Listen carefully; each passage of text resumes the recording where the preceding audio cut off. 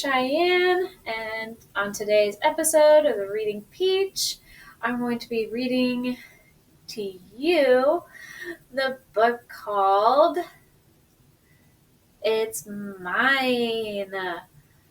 And this book came straight out of my kids' library, and they have a lot of books, and I would love to read to you all of them if I could. But for today, let's start with It's Mine. So let's go. It's Mine, a Fable by Leo Lionni. In the middle of a rainbow pond, there was a small island. Smooth pebbles lined its beaches, and it was covered with ferns and leafy weeds. On the island lived 3 quarrelsome frogs named Milton, Rupert, and Lydia. They quarreled and quibbled from dawn to dusk. "Stay out of my pond," yelled Milton. "The water is mine." "Get off the island," shouted Rupert. "The earth is mine." "The air is mine," screamed Lydia as she leaped to catch a butterfly. And so it went. One day, a large toad appeared before them. "I live on the other side of the island," he said, "but I can hear you shouting, 'It's mine, it's mine, it's mine,' all day long. There is no peace because of your endless bickering. You can't go on like this." With that, the toad slowly turned around and hopped away through the weeds. No sooner had he left than Milton ran off with a large worm. The others hopped after him. "Worms are for everybody," they cried. But Milton croaked defiantly, "Not this one, it's mine." Suddenly the sky darkened and a rumble of distant thunder circled the island. Rain filled the air and the water turned to mud. The island grew smaller and smaller as it was swallowed up by the rising flood. The frogs were scared.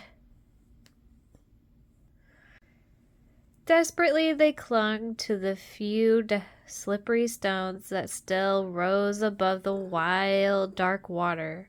But soon these too began to disappear. There was only one rock left, and the frogs huddled trembling from cold and fright. They felt better now that they were together, sharing the same fears and hopes. Little by little the flood subsided. The rain fell gently, and they stopped altogether. But look! The large rock that had saved them was no rock at all. "You saved us!" shouted the frogs. They recognized the toad. The next morning, the water had cleared.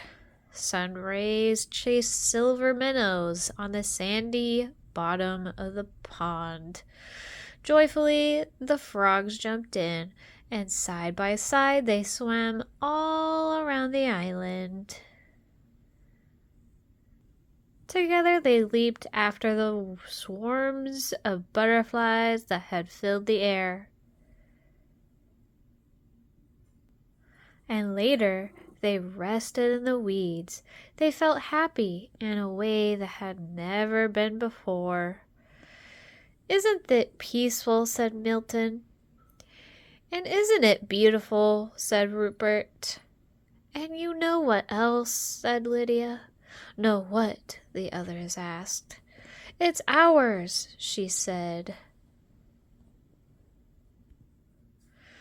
And that is the end of It's Mine, a Fable by Leo Lionni. This is the Reading Peach, and I hope you enjoyed listening to me read to you. It's mine. I plan to post another video a little bit later. Until then, leave a comment below, subscribe, and hit that bell for some more notifications from the Reading Peach. Until then, I hope that you enjoy listening to me right now read to you as the Reading Peach. See ya!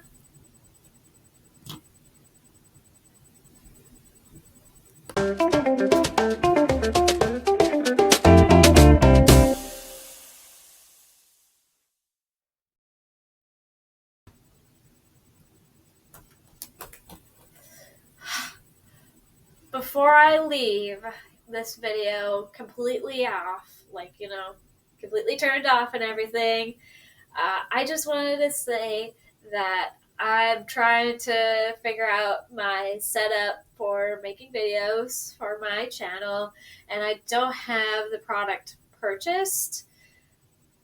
So I'm using Clipchamp for me making my videos, and I'm also using my cell phone to send videos of me reading the book and then putting it through Clipchamp. But I know that I haven't quite learned the software completely yet. I probably will attend some sort of class for it, or maybe watch a video how to properly use it so I can post hyperlinks at the end of the video so that you don't have to look at my comments below to find the episode before and after episodes. So until then, they're just going to be blank white screens at the end of every video. Until then, thank you for watching, and I will see you another time. If you have any suggestions as to what I should read, leave a comment below. That would substantially help me. Until then, I'm out. Bye.